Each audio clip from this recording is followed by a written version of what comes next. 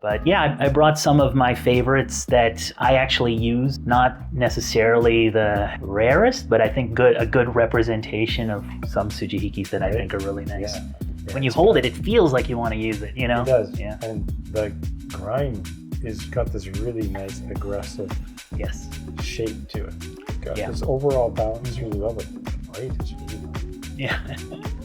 Wow, it's a really nice piece. Okay, Mark, thank you for coming all the way from your home to our workshop. Yeah, it's great to have you in the video again. And actually, we had a lot of requests for you to be back on the video to show your incredible collection. Thank you for having me, guys. And it's always a treat to come and visit you guys. Today, I wanted you to actually bring some of your Sujihiki collections. You know, I'm working on the Sujihiki. We visited Takata a little while ago, and it's really interesting to see so many different styles of Sujihikis. I know you had a few, so I asked you to bring some, so let's take a look at them. Thank you, and Sujihiki is actually kind of a weak spot in my collection because I prefer single bevel slicers. So whenever I have the chance to cut stuff, I always want a Yanagiba or a Sakimaru. I have for probably fish. For fish and for sharpening. I like sharpening single bevels. As you know, if it's a migaki finish, it's very hard to. Well, you do it, but it's hard to put it on a stone. The same thing with a single bevel. You have to get the rough foundation right. But it forces me to do it. You know what I mean? Like when you sharpen a single bevel, you kind of have to lay the bevel flat, and it looks ugly first before it looks nice. So I don't know. That part of it kind of appeals to me. Sujihiki, you have to do the entire blade. Yes. Or even if it's Kurouchi, you still have to do the whole blade bevel on both sides. Yes. So it's a lot of work. Yes. One of the weak points of my sharpening game is my left hand. So that's one of the reasons. It's because of single bevel sharpening. I do a lot of single bevel and then the left hand is just Uroshi, so it's much easier for me. But I brought some of my favorites that I actually use. Not necessarily the rarest, but I think a good representation of some Sujihikis that I think are really nice. So the reason I wanted you to actually bring these is kind of wanted to see some different types of Sujihiki. In Sakai, I don't see a lot of Sujihiki because we don't sell a lot of Sujihiki. And I've seen Sujihiki many before in the past, but that's years ago. So I have a really good understanding of how they're done. And even I've seen Myojin and some of HD Sujihikis, which are really strong foundation. But it's really nice to see others because I know every region, everybody does them differently. And so two of these are from Sakai, two of them are from Sanjo, and one of them I feel like Sanjo-esque, but I guess his lineage is Tokyo, right? It'll be fun to see them. Well, which one should we start with? Why don't we start from here and then go over. Okay. Yeah, so this one is by Tsukasa-san. It's not the hand engraved kanji, so it's not stone finished, but I wanted us to have a pretty Damascus one. So I don't know if you can see it. It's so Hinoura Hamono calls it colored Damascus, but I guess in the West it's called rainbow Damascus. Rainbow Damascus. And a lot of makers do it. I think billet is available to a lot of makers, but this one is by Tsukasa-san. I talked to him about this one. He said it's a little heavy. He wanted it to be lighter, his. I didn't mind. I think it's great, and it's... Well, yeah, it is heavier than I expected. It's a chunky boy. Especially for this handle, it feels like just falls. Very blade heavy, isn't it? Have you used it? Yes, I have. I cleaned it up. It's very useful, I think. And it's 240, I believe. So, Sanjo 240 can go a little long. Yeah, almost like 270. Yeah. So it's a little, good for steaks. Yeah. Not for roasts maybe, but Yeah. Please tell me what you think about these. It's actually a lot heavier than I've expected, and even though it's quite thick here, it doesn't taper a lot. No. I thought it would actually taper more from seeing other Tsukasa's blades, but it's thick, and then it just kind of stays the same until about here. That's really interesting. I don't know if people talk about workhorses, grinds in terms of Sujihiki, but it's definitely the heaviest one of these. Definitely like a V. And it doesn't have a strong shinogi, which Tsukasa's hand-sharpened ones will have them. Yeah, that's right. Even the Migaki versions, he will sharpen a bevel, right, and then leave the hira flat. Yeah, it's really nice. It's really nicely. Yeah, a little bit more blended. Yeah. Yeah, it's very cool. It really feels like a workhorse. Yeah. It's got a really nice profile shape. Profile is really nice. Yeah. The tip is very nice. It's cool too. It kind of has this. A little bit, yeah. Yeah. Wow. Don't know if that was on purpose, but it's there. It's very cool. So this next one is also from Sanjo. And this is I haven't gotten the chance to install the handle, but this is a 300 by Toyama-san. Toyama. Yeah. I haven't used this one yet. It's without a handle, but one of my favorite Sujihiki is a 270 version of this. So really? Very similar. It's got his profile here, which has the I don't know if you've seen his Gyuto, but I have, yeah. It's the same way. Yeah. The tip profile goes down at the end. I quite like it. He's really good with grinding, I think. Yeah, it's really nice. The taper is really nice. Actually. Yeah. And it's interesting. Hinoura actually feels heavier. Yeah. Even though this probably weighs more, but it actually just feels more, I guess, more balanced. Yeah. Well, the handles. Well, that handle is so light. Yeah, that handle. Yeah, no, it's just a basic Magnolia. Wow, this is very nice. And it's much taller. It is. What, 40? I think it's probably late 30s to early 40s. You probably have a better eye for ballparking, but yeah, it's a taller one. Really nice. The 270 I mentioned is one of my favorite ones. I have a ironclad version of it. This one's a stainless clad, but once I get a handle on this one, most likely I'll start using this one more just because stainless is a lot more easy to maintain. Yes, definitely. And sorry, what steel is it? So Toyama uses 99% B2, Bluetooth. And, he's does some special one-offs recently using different steels, but B2, that's his specialty. Yeah. It's got a great profile. Yeah. I thought that was really representative and nice, really nice blade.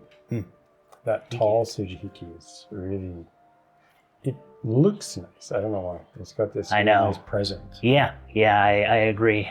It speaks for itself. Yeah, it does. Yeah, great blade. Wow. Next knife. So this is actually from my friend's brand in Australia. It's called Migoto. Right. And this is by Nakagawa, sharpened by Kawakita. Oh, yeah. Upstairs. Yeah, exactly. It is a white 2, ironclad. I think it's very representative of a Sakai Sujihiki. So they're quite light. Yeah, and really, when I see it, I feel it.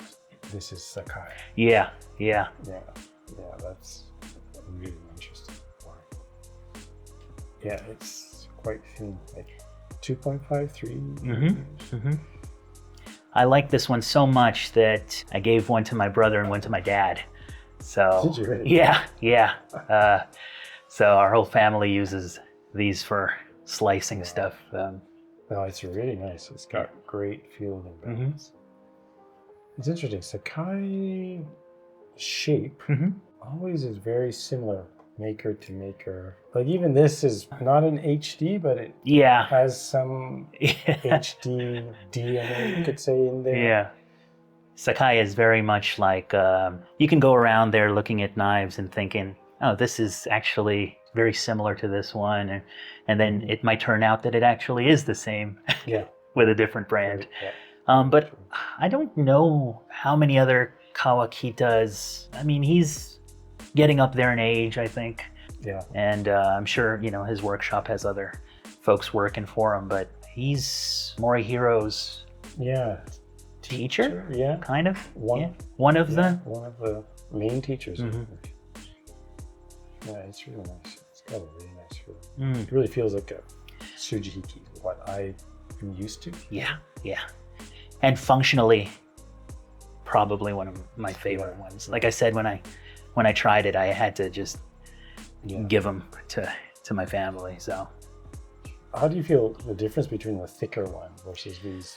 It's tapered, but there's that Sakai taper. Sakai taper. So it's just a few millimeters difference. Right? Well, it's not a forged taper, right? Yeah, right. I think that the slicing motion, I don't think a distal taper is necessarily as important as maybe in a Gyuto, which I really like, just because of a push cut. Yeah. Maybe you need that. For a slice, or you don't? You pull it more. Usually you have to go at a second or third stroke as well, so it's not unnecessary, but I think I just like the thin ones.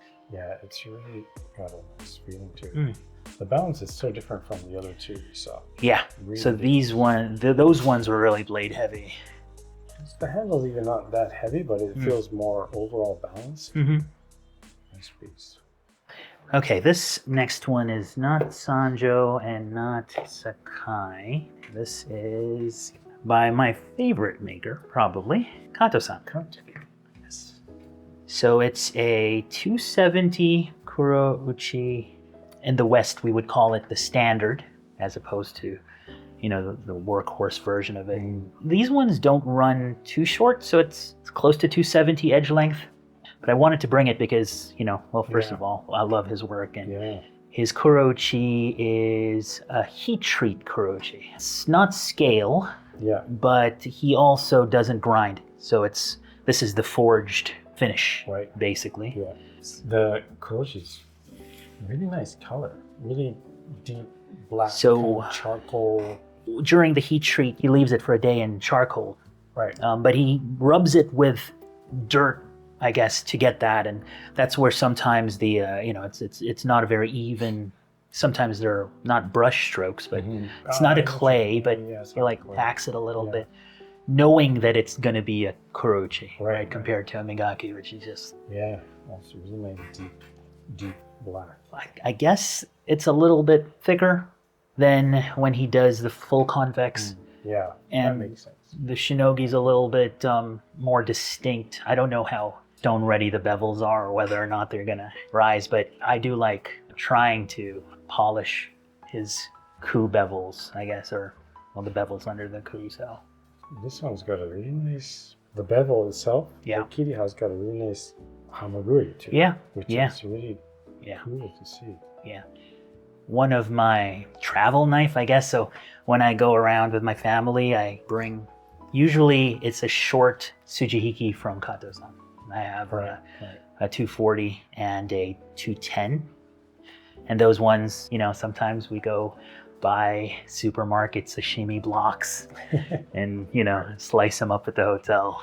This is something I really like. So, and this one will have the taper. His his tangs are tall and thick, and the forged tapers, right? So right, forged taper. Right.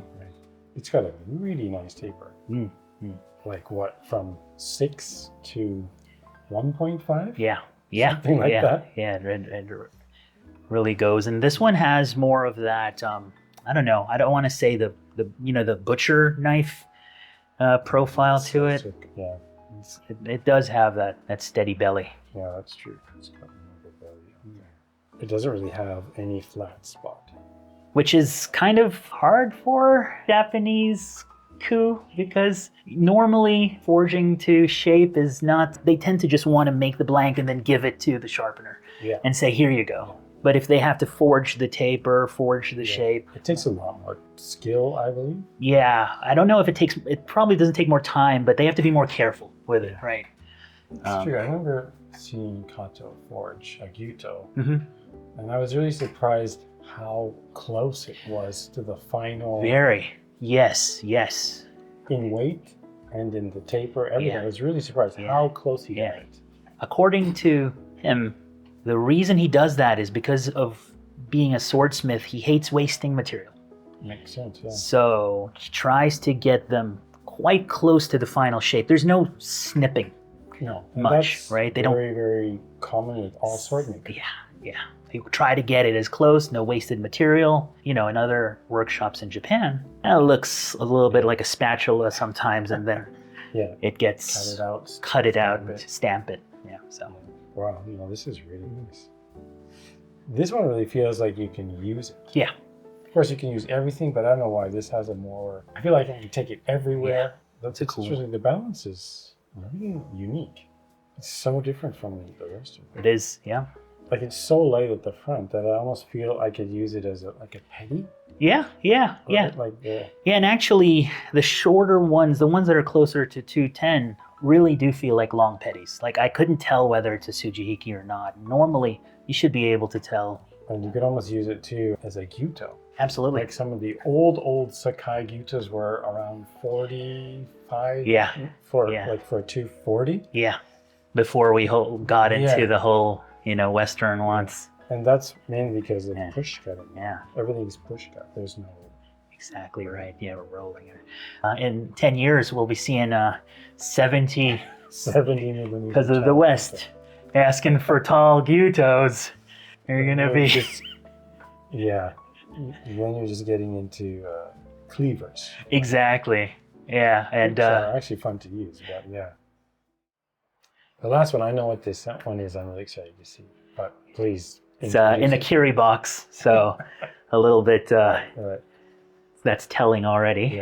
Yeah. So this is my other obsession in collecting, and it is a Honyaki by Hiroshi Ashi. It's a 270 Sujihiki, ebony handle. Yeah. I should have cleaned it. I'm sorry. I should have cleaned it a little bit more. There's, I think there's remnants of the lacquer on it. Oh, right. Now it's very thin, right? Yeah, it's very, very thin. But it really looks like Ashi. Yes. His signature grind. Yeah. I've seen and sharpened so many knives from Ashi that when I see it, I just know, that's Ashi. The choil has this very specific roundness that I've only associated with It is Ashi. Definitely, it's round here and then straight. Everyone who's watching this probably owns an Ashi, an OEM Ashi, right. had owned one, right? Because some of the most famous ones are like the Tokyo brand, Yeah, right. Right. Right. Masamoto. Yeah. If you have a mono steel knife in Swedish stainless or white too, it's from Sakai. It's from Sakai. It's from Ashi. It's from Ashi's workshop. Yeah. So. Wow, it's really, really nice. Finding these are really like my passion project, really. I always remember I've seen Ashi sharpened so many times, and he's got this really unique way he gets the Really?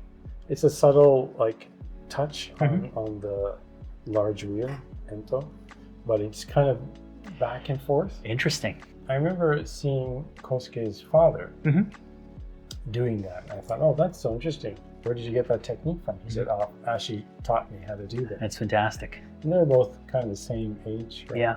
Yeah. But that gets that hamaguri, that slight convexity to it. Yeah. Starts around here, I guess, right? And then just kind of tapers really nicely. But this one's, the surface is really good. Yeah. Really perfect. It's really surprising. It's not wavy. No, You can no. really see it's flat, and then it goes to hamaguri, just tapers off really nicely. And all machines, Yeah. that's another, It's incredible. yeah. Hopefully many more years to come, just not just for Honyaki, but for what he does for the knife industry, it's... So I've always thought that these Honyaki are his, like an art piece. Exactly. It's not really a product, it's more art. No. And even in the early days, I thought maybe he used to do them a lot, and then now he just doesn't. But he told me that even a long time ago, this was basically to prove his artistry. Oh, yeah. He said, I want to do this to show what I can do. Yeah. But he doesn't want to do it for money or for, the market for these is crazy. But the retail from him, you could get, it's not much at all if it, if he was selling it. So if you ordered it from him, it would be... Yeah. No, it's a big difference. Big difference, yeah. So. Wow, that's a beautiful piece. You're gonna use it? Right now, keep it. But if I ever scored a second one of them, I would use it because it's when you hold it, it feels like you want to use it. It does. Yeah. And the grind is got this really nice aggressive shape to it. This has an ebony handle, so it's really got this overall balance really well, but the blade is really well. Yeah. Wow, it's a really nice piece. Probably impossible question to answer, but any of favorite of all of these you've brought today? It is. It's like picking between my children, but I think the Ashi is unique to my collection. Yeah. I have a lot of Kato-san's Sujihikis and Tsukasa-san's Sujihikis as well. I wanted to bring, a river jump or something, but I actually don't have a long one. Oh, really? I have a 240 and a 210, so they're more like Gyuto hiki almost. Yeah. And I know this is a 240, but those ones are a little bit, I don't know if they were really meant as Sujihiki or long petties or something. Yeah, definitely it's going to be between Ashi-san's work and Kato-san's work for me. Tsukasa-san's work as well, but this one isn't his signature line. Yeah. But those are the three makers that I tend to really fetishize, not fetishize, but I collect. You're concentrating. Yes. You're focusing. Yes. Yeah, for me, out of all of these, I just actually want to use the Kato. Yeah. I just feel like I can use that all the time. I don't know what it is. Yeah, it's really interesting. Yeah, the Kato, feels to me like I want to use it. The other ones, they're amazing and they're all really unique. They all have their really unique characteristics. But the Kato, I don't know what it is. It's also that taper. So severe almost, right? So next time maybe I'll bring the version of it that I use and we can want to try it. Play around with them. I'd love to try it. Yeah. I'd love to try it. Yeah. And any Sujihiki you're looking for? Look, I mean, obviously, Yoshikane, so Yamamoto-san's amazing. Yeah. So I'd love to get something, by him in this profile. I have a few that are coming, actually, that I'd love to show you again. Yeah. One is a Nakagawa Honyaki. Oh, that'll be nice. And I have the Gyuto version of it. And I have a Tamahagane version. I know you're working on one of those, and I saw your fantastic videos about it. You mentioned Sakima? Is it Sakima? Or... It's a Sakimaru shape, and it's 360. So that's quite long. Actually, really cool. Yeah. You showed me a picture that looks really interesting. And it is heavy. It's yeah. So I don't think I'll be using it. It might have to be a two-handed grip or something like that. But those are the ones that I'm looking forward to, for sure. Well, thank you so much, Mark. It was great to have you over here this time. A lot of fun to see Mark's collection, and we've only just scratched the surface of his collection. Yeah, if we do other profiles, I'll have more to bring. But thank you guys so much. It's really always fun to come over here.